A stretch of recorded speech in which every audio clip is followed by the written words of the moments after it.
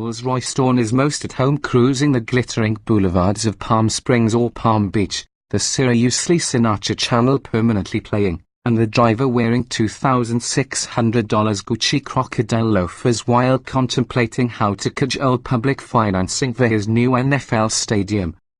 Unlike, say, the similarly pricey Lamborghini Aventador, the Dawn can be driven and used every day. It clears curbs, there's some room in the trunk, there is a trunk, and it's easy to get in and out of. It also doesn't invite a race at every stoplight, though it may invite people of all races to spontaneously come up to the window and quote Bernie Sanders. Alas, first world problems. The Dawn earns its copious allocation of asphalt by adding mechanical substance and harmony to exquisite design and detail. It's not a basket of latter-day tricks, it's not compatible with Apple CarPlay, and there's no onboard Wi-Fi. At $402,300 as tested, including a $2,750 destination charge and a $2,100 gas guzzler tax, the Dawn is slightly old school, like its future owners. At a glance, the Dawn is a decapitated Wraith coupe, but Rolls says 80% of the body panels are unique to the new car. Top up, it has a spectacular ached profile, and a gorgeous sailings loop silhouette when the 6-layer cloth top is down. With its recessed grille, it looks fantastic from the front whether you choose to keep the Flying Lady ornament deployed or, as is allowed by a function in the center console screen, hidden away below a trapdoor. From the rear, well, the car is not quite as distinctively stately. It rides on the same 122.5-inch wheelbase as the Wraith and is only slightly longer overall. The pair shares basic suspension, drivetrain, and structural elements, with the core engineering derived from a previous generation BMW 7 Series. From a performance standpoint, the difference is that the hardtop Wraith is about 400 pounds lighter and pushes its mass around with 624 horsepower from its BM-built twin-turbo 6.6-litre V12.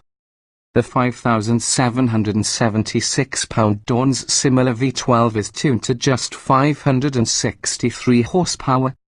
The Dawn is enormous, but more than a foot shorter overall than the discontinued Phantom drop-head coupe it effectively replaces.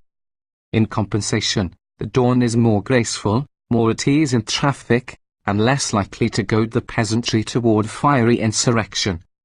It's also surprisingly roomier than the coupe. Of course, the Dawn's interior uses leather from cows apparently raised on a diet of butter, and the stitching is exquisite.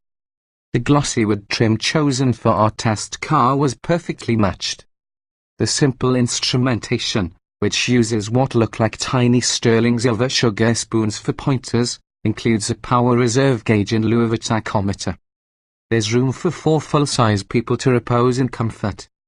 Enter through the massive re-hinged, power-closing doors, and the Dawn seems almost human scale. It's tough to tell which switches are plastic and which are metal, but all work with straightforward ease. Even the Spirit of Ecstasy rotary controller that navigates through the menus on the 10.3-inch LED screen operates perilously close to intuitively, no doubt because with just a few changes to the graphics, it's actually BMW's infotainment system. Our test car had the optional radar-based cruise control and lane departure warning aboard. Blind spot monitoring is not available on the Dawn. A sanguine harpstrum warns you that the V12 is about to purr to life, and the transmission engages via a thin wand on the steering column. Using GPSCO data to optimize its shift points, the ZF 8-speed transmission shifts nearly undetected. Yet, despite such utter tranquility, this is an almost 3-ton convertible that pushes to 60 miles per hour in 4.3 seconds and consumes the quarter mile in an astonishing 12.8 seconds at 114 miles per hour. There's not much steering feel through the oversized wheel, but the suspension tuning is perfect. This isn't a car that wafts or glides over the road, but one that confidently devours asphalt as if it were a ribbon of beluga caviar.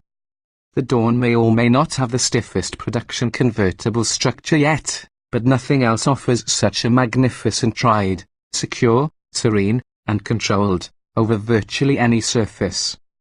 However, it will push its 25540R21 Continental Conti Sport Contact 5 front tyres if hustled indiscreetly, and the engine doesn't respond quickly enough to offset it with power. So don't do that. The skid pad orbit was a modest 0.83 grams, and the massive brakes hauled the Dawn from 70 miles per hour in a fairly phenomenal 162 feet.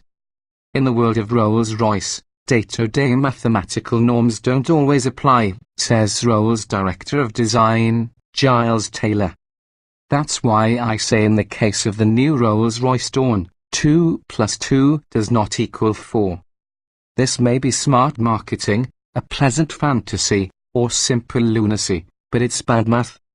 And it misses the best thing about current rollers, which is that they drive brilliantly in a world where 2 + 2 always equals 4. With interest.